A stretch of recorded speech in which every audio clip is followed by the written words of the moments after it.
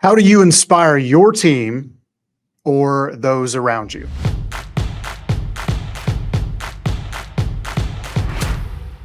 Now, some might say inspiration and motivation are the same, but they are different in my opinion.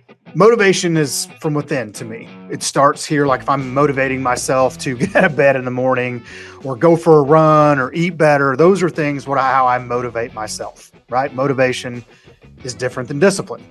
Well, inspiration is different than motivation. And when you try to inspire someone or you're leading people through inspiration, I mean, look at the term inspiration in its purest form. It means in spirit, right? What kind of spirit are you giving off? What kind of traits do you possess to lead your team, your family, your community, your church, whatever that may be? What does that look like for you? Motivation is in the moment. Sometimes it doesn't last. Discipline is what creates the habit. Habit creates the result.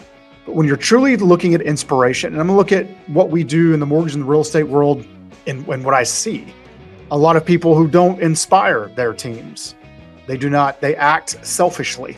But I also see a lot of leaders that do inspire the people they work around. They lead them. I wanna read something that Steve Jobs said, and this is very poignant, is that if you are working on something you really care about, you don't have to be pushed.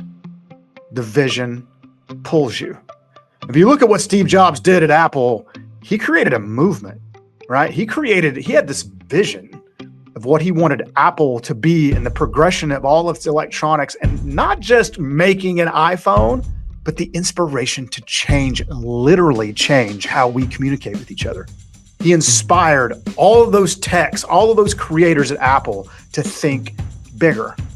So one question that I would ask you is, what are the top 3 things that you do to inspire others? Your family, your team, your church, your community, whatever that is. What are the top 3 things that you do to inspire people? I'm going to share my 3 with you. I like to lead with a collaborative spirit.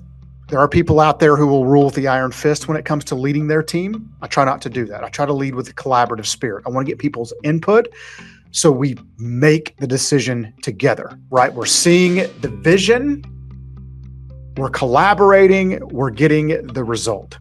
I like to lead with a servant's heart. What I do is for my family. What I do is for the veterans and the military in our country, the people who work with me and I walk alongside every day. I'm trying to serve them through our big vision.